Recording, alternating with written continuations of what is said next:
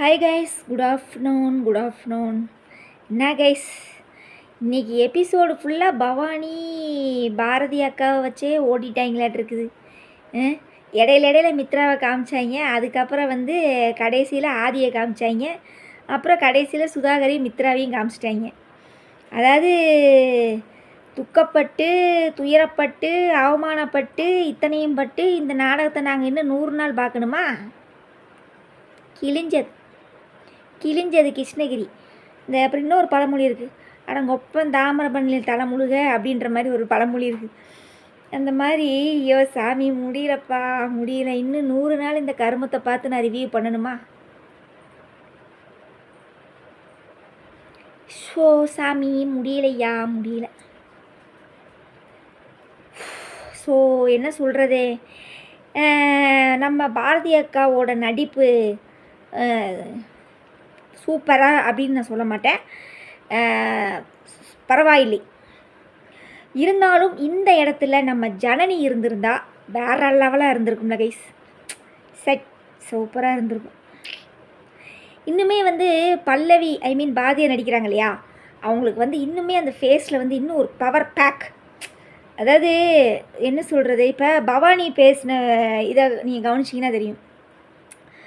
அதாவது கோவமாக பேசும்போது அவள் ஃபேஸை பாருங்கள், பவானியோட ஃபேஸை. சிரிச்சுக்கிட்டே பேசும்போது ஃபேஸை பாருங்களேன். ஆனால் நம்ம பல்லவி அக்கா இருக்குது பாருங்களேன், அது எல்லாத்துக்குமே ஒரே ரியாக்ஷன் மாதிரியே இருக்கும். சிரிக்கும் போதும் சரி, அந்த கோவமாக பேசும்போதும் சரி, அந்த ஃபேஸில் எந்த ஒரு இதுவுமே இல்லை. ஆஃப்டர் ஆல் ஒரு ஃபோனை பவானியும் பாரதியும் பேசிகிட்டு இருக்கிற அந்த வார்த்தைகளை மித்ரா ஃபோன் மூலியமாக கேட்டுக்கிட்டு இருக்கும்போதே இவளோட மித்ராவோட ரியாக்ஷனை பாருங்களேன், நல்லா இருக்கும். அதாவது ஒரு நடிப்பு மாதிரியே இருக்கும்னு வச்சுக்கோங்களேன். பார்க்குறதுக்கு ஐயோ நேரத்தை கடிப்பா, இப்படி ப்ரெஷர் ஆவா, இல்லை உண்மையும் இந்த பவானி வேறு உளறிக்கிட்டு இருக்காளே, இந்த கூமுட்டை பாரதிக்கிட்ட இவ சும்மாவே ஆடுவா, நீ இந்த பவானி வேறு எல்லா உண்மையும் சொல்லிகிட்டு இருக்காளே, இனி என்னையை பற்றி வேறு சொல்லிட்டாலே, இனி வீட்டுக்கு என்ன செய்ய காத்திருக்காளுன்னு சொல்லி அவள் மண்டையை போட்டு பிச்சுக்கிட்டு இருக்கிறா மித்ரா. ஸோ என்ன சொல்கிறதுனே தெரியல கைஸ்.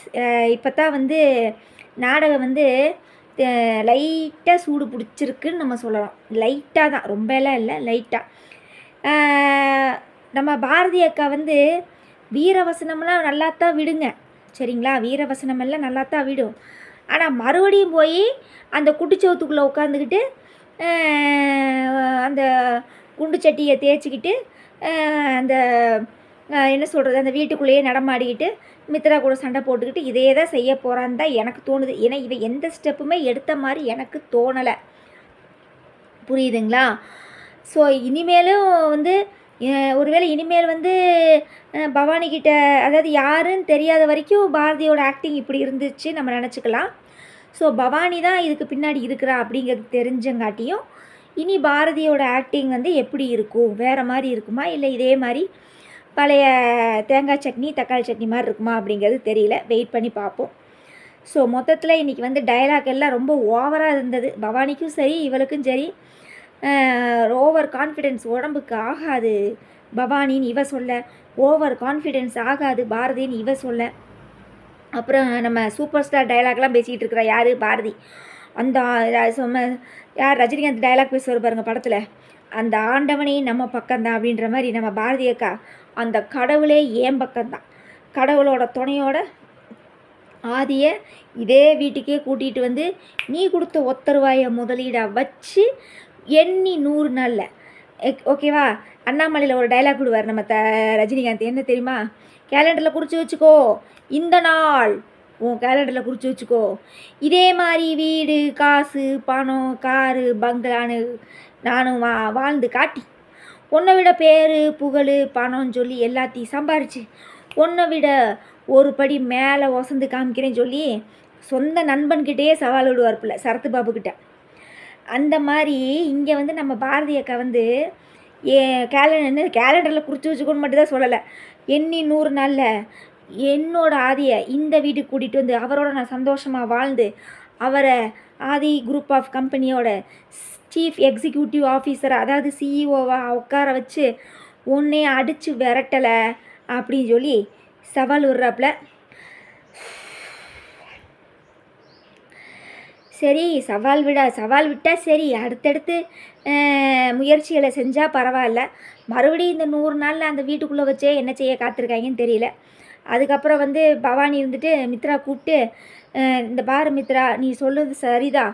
நான் தான் இப்படி யோசிக்காம விட்டேன். ஆனா நீ கரெக்ட்டா யோசிச்சிருக்க. பாரதி மூக்க வேர்த்த மாரி என்னைய கண்டுபிடிச்சு வந்துட்டா.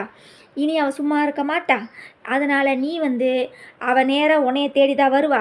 அவ வந்து ஆதிக்கிட்ட உண்மைய சொல்றாளா இல்லையான்னு சொல்லி செக் பண்ணி பார்த்துட்டு, அவள கண்காணிச்சுக்கிட்டே இருன்னு" சொல்றாப்புல. உடனே மித்ரா இருந்துட்டு, நான் தான் அப்பவே சொன்னேன்ல, பாரதி வந்து என் வீட்லயே இருந்துக்கிட்டு, என் கண்ணுக்குள்ளயே விரல விட்டு ஆட்டுறவ அவ. நீ வந்து அவகிட்ட எல்லா உண்மையும் சொல்லிட்ட. இனி நான் அவகிட்ட என்ன பாடுபட போறேன்னு சொல்லி அவ புலம்பிகிட்டு இருக்கிறா. அதுக்கப்புறம் இங்கே நம்ம ஆதி அப்படியே அதாவது அதாவது பாரதி அக்கா வந்து ஜவுளி கடை பொம்மை, நம்ம ஆதி வந்து சோளக்காட்டு பொம்மை. எப்போ பார்த்தாலும் அந்த பெட்லேயே உட்காருவார், காப்பி குடிப்பார், ஃபோன் பேசுவார். ஆனால் எந்த ஒரு முயற்சியுமே எடுக்க மாட்டார். நான் தான் சொல்லலையா கைஸ், ஹீரோக்கான இம்பார்ட்டண்ட்டான கதை இது கிடையாது. இது வந்து ஹீரோயினுக்கான இம்பார்ட்டண்ட்டான கதை அப்படின்ற மாதிரி தான் நம்மளுக்கு தெரியுது. சரிங்களா? ஏன்னா ஹீரோ தான் கைஸ் இதெல்லாம் கண்டுபிடிக்கணும். இல்லைன்னா இப்படி எடுத்துருக்கலாம். அதாவது என்ன அப்படின்னா, பாரதியை ஃபாலோ பண்ணிவிட்டு இவன் வந்திருக்கான் ஆதி. பாரதியை ஃபாலோ பண்ணிட்டு வரும்போது அவன் வீட்டுக்குள்ளே காலடி எடுத்துக்கும் போது அவனுக்கு அந்த பழைய ஞாபகமெல்லாம் வந்து, எப்படி வந்து நம்ம துரையை வந்து ஆதி வந்து லெட்ரு போட்டு பிடிப்பான். புரியுதுங்களா? லெட்ரு போட்டு பிடிச்சி பாரதி வந்து பின்னாடியே ஃபாலோ பண்ணி துரையை ஃபாலோ பண்ணி கடைசியில் ஆதி தான் இதெல்லாம் செஞ்சான்னு சொல்லி பாரதி தெரிஞ்சுக்கிட்டால, அந்த மாதிரி நம்ம பாரதியை ஆதி ஃபாலோ பண்ணிட்டு வந்து இங்கே நடக்கிறதெல்லாம் அவனும் தெரிஞ்சிருக்கணும். அப்போ தெரிஞ்சிருந்துச்சின்னு வச்சுக்கோங்களேன், நாடகம் வேற லெவலாக இருந்திருக்கும். ஆனால் நம்ம சார் வந்து எப்பயும் போல் மெத்தையில் காலை விரித்து உட்காந்துக்கிட்டு அந்த துரையை பற்றி நினச்சிட்டு இருக்காரு. ஐயோ சாமி முடியல. எப்போதான் ராசா நீ என்ன தான் செய்வ ராசா? நீ எடுக்கிற முயற்சி எல்லாத்தையுமே மித்ரா கவுத்து விட்டுறா. ஐயோ சாமி முடியல. சரி ஓகே டன். நாங்களும் அந்த முடிவு, பாரதி சொன்ன முடிவுக்காக தான் நாங்களும் காத்துக்கிட்டு இருக்கிறோம். அந்த வீட்டுக்குள்ளே வந்து புருஷன் பொண்டாட்டியாக பிள்ளைகளோடு வந்து சந்தோஷமாக வாழ்ந்து, நம்ம ஆதி வந்து அந்த பின்னாடி அந்த சாரதாம்மா ஃபோட்டோவை பின்னாடி மாட்டி அந்த சேரில் உட்காரும்போது நல்லா தான் இருக்குது. நினச்சி பார்த்தா நல்லா தான் இருக்குது. ஆனால் கைஸ் எனக்கு ஒரு டவுட்டுங்க. இப்போ இதில் 2 விஷயம் என்ன அப்படின்னா, பவானி வந்து எல்லா உண்மையுமே சொல்லிட்டா. புரியுதுங்களா? சாரதாம்மா செத்ததுலேருந்து எல்லாமே சொல்லிட்டா. நீ வந்து ஆதிக்கிட்ட எந்த ஒரு சூழ்நிலையுமே உண்மையை சொல்ல முடியாது. ஏன்னா நீ உண்மையை சொன்னேன்னா ஆதி உயிருக்கே ஆபத்து அப்படின்னு சொல்கிறாப்புல. அதுக்கப்புறம் சாரதா செத்ததே உன்னால தான். நீ அந்த அம்மாவை வந்து பேசின விதத்தில் தாங்க முடியாமல் தான் அந்த அம்மா தற்கொலை பண்ணிடுச்சுன்னு சொல்கிறா. ஸோ இந்த 2 விஷயம் தான் எனக்கு இங்கே இடிக்குது. புரியுதுங்களா? ஒருவேளை இந்த எல்லா உண்மையும் தெரிஞ்சு ஆதிக்கு வந்து எந்த ஒரு பாதிப்பும் ஏற்படாது அப்படின்னு தெரிஞ்சிருச்சுன்னா பாரதி வந்து அடுத்த கட்ட மூவ் பண்ணுவாப்புல. அப்படி இல்லை அப்படின்னா சாரதா அம்மா செத்து. ஆனால் கேஸ் எனக்கு அப்பயும் ஒரு டவுட் வந்துச்சு. என்னென்னா பவானி சொல்ல ஆமாம் அந்த அம்மா எப்படினாலுமே இவன் உண்மையை சொன்னாலுமே ஆதி ஏற்றுக்க மாட்டானே. ஏன்னா அவங்க அம்மா செத்ததுக்கு பாரதி தான் காரணம்னு சொல்லி நினைவலைகளே அழிச்சவன் அவன். சரியா? ஆனால் இப்போ நம்ம சாரி கைஸ், இப்போ நம்ம பாரதி அக்கா வந்து என்ன சொல்லுது தெரியுமா? அதாவது உண்மை தெரிஞ்சால் என்ன நடக்கும்னு தெரியுமா பாரதி அப்படின்னு சொல்லி பவானி மிரட்ட, உடனே பாரதி இருந்துட்டு பரவாயில்ல, உண்மை தெரிஞ்சு, அதாவது உண்மை தெரியாமல் ஆதிக்கு வந்து எதுவும் நான் நடக்க விட மாட்டேன். அப்படியே உண்மை தெரிஞ்சாலும் ஆதி என்னையை வெறுத்தாலும் வெறுக்கட்டும், எனக்கு அதை பற்றி கவலை இல்லை. ஆனால் ஆதிக்கு வந்து நான் எதுவும் நடக்க விட மாட்டேன், ஆதியோட சொத்தை காப்பாற்றி கொடுப்பேன் அப்படின்னு சொல்லி நிற்கிறாப்புல. ஆதியை உயிருக்கு எந்த ஆபத்தையும் ஏற்பட விட மாட்டேன், ஆதியோட சொத்தையும் காப்பாற்றி அவர்கிட்ட கொடுப்பேன் அப்படின்னு சொல்கிறாப்புல. எனக்கு இந்த 2 விஷயந்தாங்க இடிக்குது. அவன் வந்து உண்மையை சொன்னால் அவன் உயிருக்கு ஆபத்து ஏற்படும் சொன்னாங்க இல்லையா, அந்த இடம் கொஞ்சம் எனக்கு இடிக்குது. ஏன்னா எனக்கு அந்த மாதிரிலாம் இருக்கும் அப்படிங்கிறது தோணலை. அதுக்கப்புறம் வந்து சாரதாம்மா செத்ததுக்கு அப்போ மொத்தத்தில் அந்த அம்மா பவானியும் சாகடிக்கலையாட்டு இருக்குது கைஸ். புரியுதுங்களா? பவானியும் சாகடிக்கலையாட்டு இருக்குது. அப்போ சாரதாம்மா நிஜமாகவே தற்கொலை பண்ணி தான் செத்துச்சா, இல்லை யாராவது கொன்னாங்களா? ஒன்றுமே புரியல. ஏன் கைஸ் அப்போ என்ன எப்படி பார்த்தாலுமே பாரதிக்கு தானே கைஸ் மைனஸ் பாயிண்ட்டாக இருக்குது.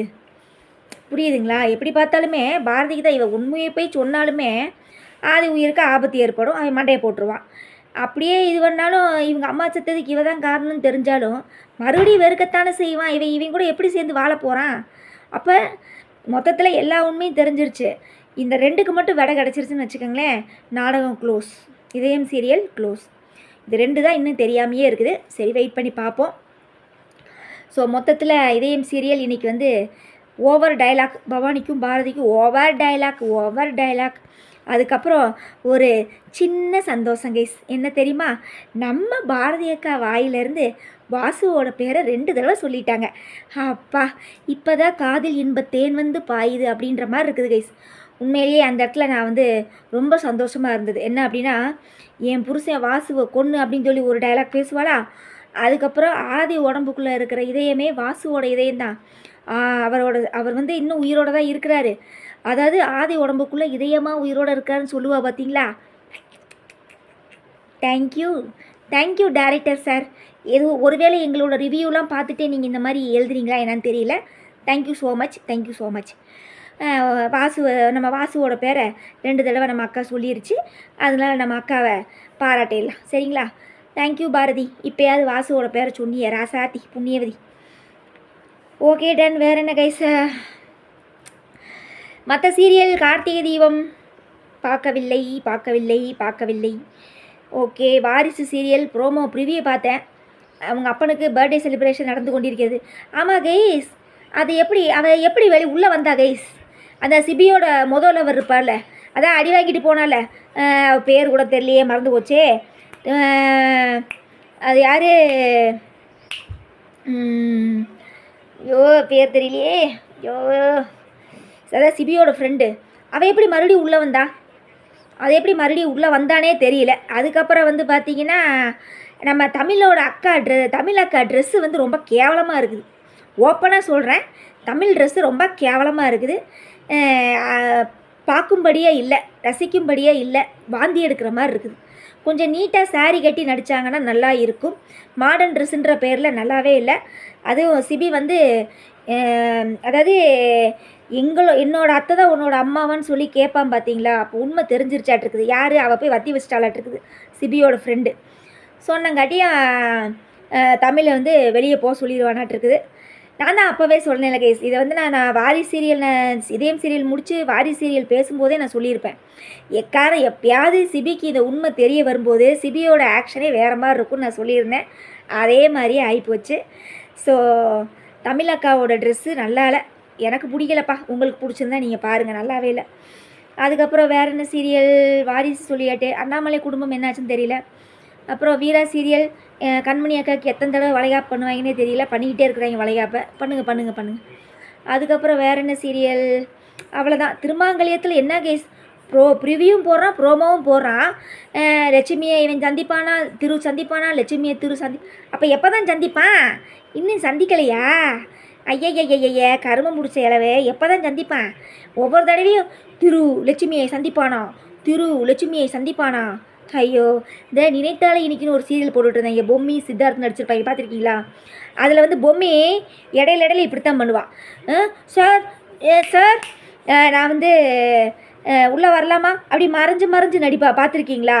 அந்த மாதிரி இந்த வந்து திருமாங்கல்யம் வந்து இருக்கிற மாதிரி இருக்குது. நீங்கள் என்ன நினைக்கிறீங்கன்னு கமெண்ட்ஸில் சொல்லுங்கள், ஓகேங்களா? ஸோ மொத்தத்தில் எல்லா சீரியலும் எனக்கு தெரிஞ்ச அளவு நான் பண்ணிட்டேன்னு நினைக்கிறேன். கண்டிப்பாக உங்களோட நிறைய குறைகளை கமெண்ட்ஸில் சொல்லுங்கள். நிறைய பேர் இப்போ கமெண்ட்ஸ் பண்ணிகிட்டு இருக்கீங்க, ரொம்ப நன்றி. மறக்காமல் லைக் பண்ணுங்கள், ஷேர் பண்ணுங்கள், கமெண்ட்ஸ் பண்ணுங்கள். Thank you guys, thank you so much. நம்ம நாளைக்கு ரிவ்யூவில் பார்க்கலாமா? ஓகே, பாய்.